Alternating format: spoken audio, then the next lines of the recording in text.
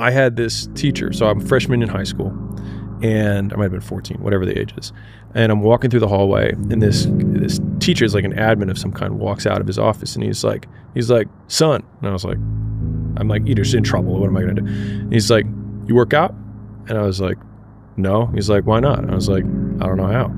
He's like, I'll show you. He's like, you got the genes. And so that teacher, Mr. Givens, ended up working out with me every day in high school and showed me how to work out.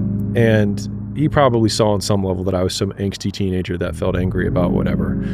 And I, during our workout sessions, would be like, this guy said this to me, like, or like this, whatever. And I was like, man, I'm going to come back at our 10-year reunion. And I was like, I'm going to show him. I was like, he's going to be working for me, like blah, blah, blah, blah, right? And he's like, no, he's not. And I was like, what do you mean? I was like, let me just have my moment. He's like, no, he's not. He's like, and you're not going to do that. Not if I have anything to say about it when you come back for that 10-year reunion. And I was like, what do you mean? He's like, because if you come back at a 10-year reunion and say, hey, John, like everything I have, look at me now. He's like, the guy's going to laugh and be like, you did all of this to try and prove me wrong? Man, I feel sorry for you. And when he said that, when he actually played out what my like revenge fantasy was in real life, I realized it looked stupid. Petty. Yeah. I looked like the beta in the fucking situation, right? Yeah. And so he was like, the only thing that you can do is win so big that all of them constantly compare themselves to you, and then you'll forget they exist. And that's when he said, success is the only revenge. He's like, it's not the best revenge. He's like, it's the only one. There's no other revenge. Have I ever told you my idea of the lonely chapter? I told you about this? No, but I feel like I've had a few of those. Yeah. So I learned this with Alex Hormozi last year. And the lonely chapter describes a time in which you're growing, you're changing as a person, and you're now so different that you can no longer resonate with your old set of friends, but you're not sufficiently developed that you've got the new set of friends that you're going to grow into. And this is the lonely chapter. And the problem with it is that you're always, the desire to sort of regress back to where you were is always going to be there. And you're going to have uncertainty. There's not even the promise of glory or success or triumph when you get through the other side. What am I pushing toward? You know, you're telling me that I'm not going to go out on this night out with my friends, which I've done for the last 5 years or 10 years in the town that I grew up in or went to university in or whatever. You're telling me that I'm not going to do that because I'm going to get up and I'm going to meditate or read. Who even knows if meditation works, right? Like, or you've got all of these questions in your mind, and all of your friends and all of the dynamics and the temptations pull you back toward that. It pulls you back toward the old version of life. So this lonely chapter is a period through which I think everybody needs to squeeze. Anybody that decides to go from a place they are to a place that they want to be is going to have to let go of people who can't go there with them. And this isn't a value judgment about the people that are doing the personal growth thing are better than the people that are already fine as they are and are happy leading a different sort of life.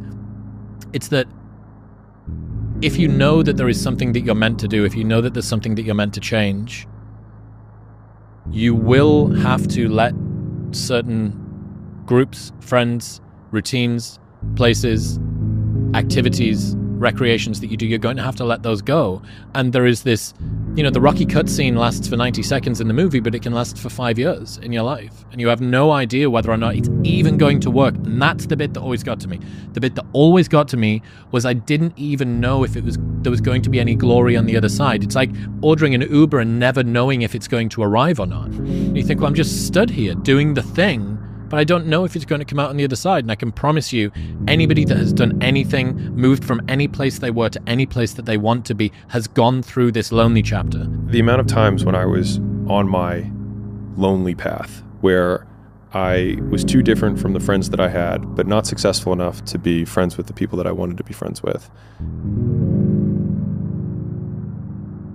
That's when you want people to root for you. That's when you want people to support you. Once you've already won, people are like, he's amazing, he's so good. But like, that's the time when you need it the least. And so you always have to be the person who roots for you before everyone else does.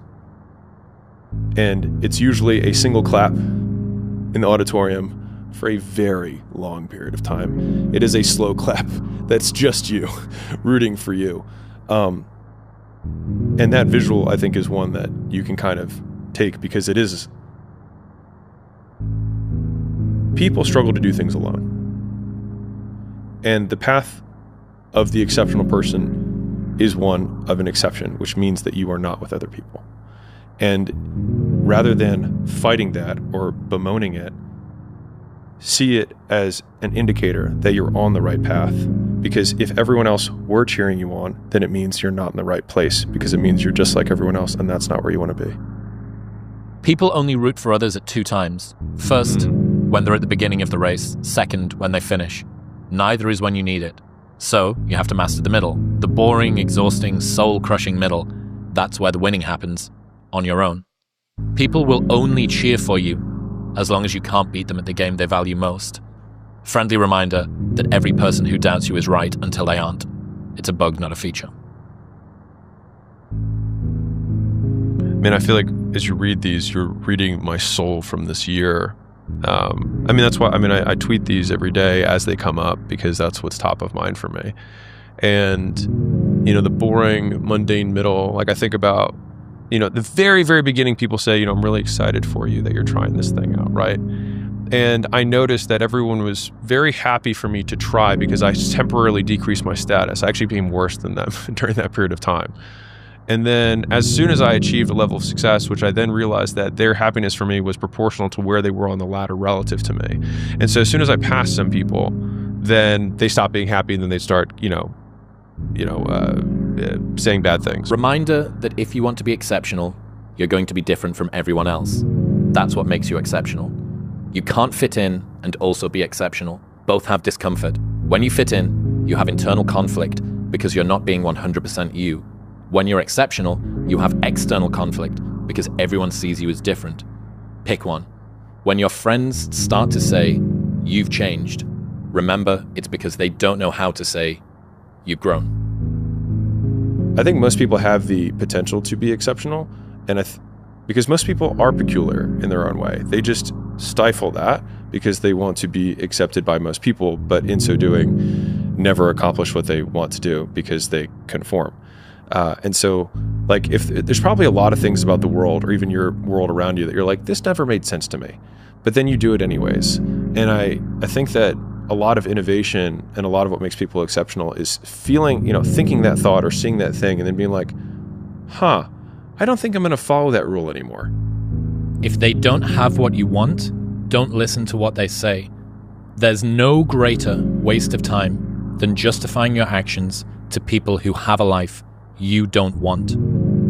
It's like the best way to guarantee to not have the life that you want is to do what everyone else is doing. Unless you want what everyone else has, which no one does. Yeah, it's being able to think for yourself and treating it like a muscle, I think, is a smart way to consider it, because in the beginning it's really, really hard. Totally. You've been resting on societal norms and the way you've dealt with past trauma and your parents' expectations and what all of your friends do and what's accepted and all of this stuff for so long, that when it first comes to you needing to step on that muscle, it's like trying to move your ears. Like, all humans have got muscles that can move their ears, but because no one works it as a child, they just atrophy away. And this is the ear muscle of personal growth. The fear that people have when they're starting out is that they say things like, I have nothing going for me. I have no advantages. I have nothing to my name. I have no money. I have no network. I have no resources. But using Rory Sutherland's reframing, it also means that you have nothing to lose, which makes you incredibly dangerous. And I think people wildly underestimate how many shots on goal you can take when you have nothing to lose. Whereas when someone has something to lose, they have to be more and more selective about the shots they take. And so you have the perfect conditions for taking risk, because the worst case scenario is baseline, is where you're currently at. Correct. Yeah. And so that your means, downside is this. Which means that it's like going to the casino and playing craps, but they say that you can just keep playing until you win. But people are afraid to roll. You're going to lose sleep. You'll doubt whether it'll work. You'll stress to make ends meet. You won't finish your to-do list. You'll wonder whether you made the right call and have no way to know for years. This is what hard feels like, and that's okay. Everything worth doing is hard, and the more worth doing it is, the harder it is. The greater the payoff, the greater the hardship. If it's hard, good. It means no one else will do it. More for you. I just cracked one day and I was like, fuck happiness. Because it felt so out of reach that I was like, just fuck it. I'm not even gonna shoot for it. I'm just gonna do stuff. And that's all I'm gonna do. I'm just going to do stuff that I had been trying really hard to beat. I mean, you'll notice a common theme with a lot of my stories, but I have one central person that I was trying to prove for a very long time, which was my father. And we're on good terms, by the way, because I always get that question. But this was after I left, and he disapproved of my whole thing. And for 5 years, we didn't talk very much. And so he calls me up he says, hey, you're going to want to sit down for this. And I'm like, okay, what? Are you pregnant? You know? And so he says, I'm sorry. And I was like, for what? And he was like, for everything. Right? Now, mind you, like, this is a Middle Eastern father, born in Iran, to a Middle Eastern father there who was even more legit. Like, where my father was born, women weren't allowed to drive cars. Cars came with drivers with them when you bought them. The driver came with the car. Like, he was born in a very different world. Like, fathers don't apologize to sons. It just wasn't that way. And I have a little bit more awareness than I did then, and I can see that now. But for me, I was like, now you apologize? You know what I mean? And so rather than take it for the olive branch that it was, I said, I didn't care about your opinion 5 years ago when I left. And I was like, and I don't care now.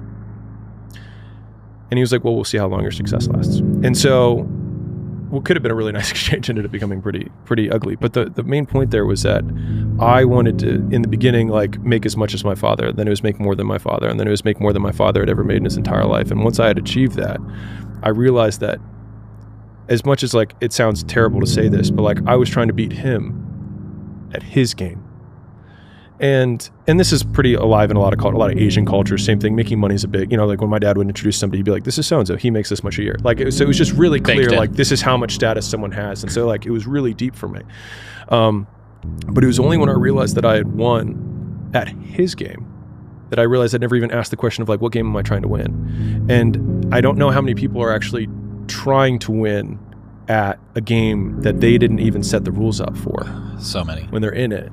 And that's why I say, like, I think I was fortunate that I hit a really tough goal, because my dad is a successful man, relatively early on.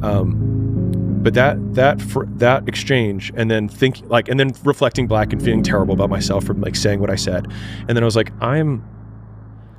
I did everything that I've done to this point to beat him, beat my father, the man who actually raised me, who tried to make me the best man I can. And when I really start thinking about it, I'm like, I like who I am.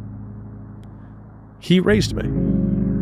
So doesn't that mean that he might have been the perfect father?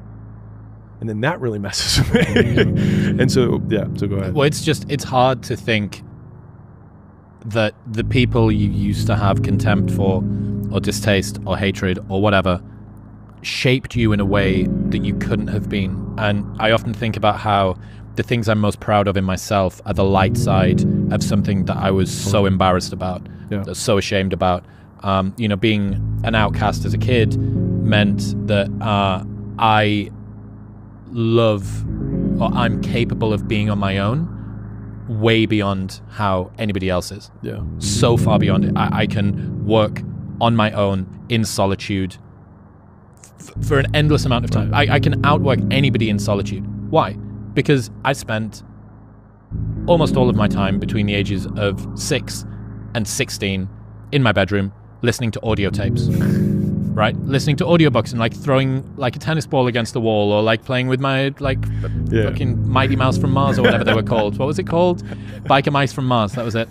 And that was what I did. Yeah. So, but all of that discomfort and all of the challenges that I went through there are one of the things that I'm so proud of myself for now. Okay, so what if I look back and I said, well, the bullying that I went through and the challenges of feeling alone and being on the outside of social groups meant that I developed such attenuation and attention and focus and an ability to distill down what's happening socially, which is why I became one of the best club promoters in the UK for a decade and a half. Right. Because for all of my school life, I'd been obsessing over how Alex wears his tie. Maybe that's why he has friends and I don't have friends. Or the particular brand of shoes that he's wearing. Or like he carries his bag on that shoulder and I carry mine on this shoulder. Because I couldn't deconstruct why I didn't have friends and everybody else did. Right. Okay, so looking back, would I have rather had the friends and had the brother or sister and not developed this skill? I can't split test life, so I don't know. Right.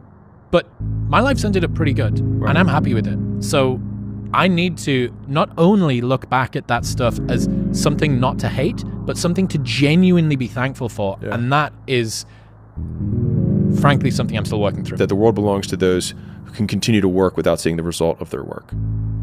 Continue to do without seeing the result of their doing. And it's really the person who can do that for the longest period of time. And that's usually because they're still getting leading indicators. It's just that it's amounting to a much bigger mountain. And so like if you want to do big shit, it takes a way longer period of time because the easy shit, the little hills, everyone conquers really quickly. I'm on time. I say please and thank you. It's like, so fucking what? And so like if you want to do something that most people can't do, literally just extend the time horizon on the things that most people can't weather. Like there's so much opportunity on the other side of being willing to persist for an extended period of time on the correct path without getting positive reinforcement from your environment. In James Clear's Atomic Habits, I think he interviews maybe the Chinese weightlifting team's head coach, and he asked, what is the difference between the absolute elite world champions and the ones that simply qualify? And the coach said, the absolute elite are the ones who can continue to come in every single day without getting bored. That was it. It doesn't matter whether I achieve all of my goals or I don't achieve all of the goals. In 3 generations, I'll be forgotten, and the only people who were naysaying against me will also be dead. And so then it's like, just do it for me. And then when I wake up every day, there's only one voice I have to listen to. But that means that you need to be able to work out what to do from first principles. You now no longer have societal norms or assistants or role models or archetypes or expectations, and that's also difficult in a different way. I think that the more you flex whatever that muscle is of like independent thinking, the more it becomes the default way that you think, and then everyone else's action is just start looking more and more insane to you. What's an example of that you can think of? I mean, shoot. Just the most basic ones of like living the life that you don't want, not wearing what you want to wear, not dating who you want to date, not living where you want to live. Like you're living at home and you want to move and your parents say no and you don't make the move, or you're dating a girl because she's socially accepted, by your friend group, she's safe, but like there's always some distance in between you, but you're like, I don't want to risk it, right? Or like you're in the job and every day you go there and you're like, I mean, it's okay. And the idea of just living an okay life just sounds so terrifying to me that the freedom to fail over and over again is still more fulfilling to me. At least it feels like it's real than walking through kind of on autopilot. A friendly reminder that in 3 generations, everyone who knew us will be dead, including the people whose opinions stopped you from doing what you wanted all along. Imagine that someone you know achieves every dream and hits every goal they have. Years later, they get old and die. 2 years after that, how much do you care? About as much as everyone else will if you accomplish your goals and dreams. Do it for you. I'd say one of the strongest mental frames that has gotten me through my hardest times is thinking this will be the story that I will one day tell.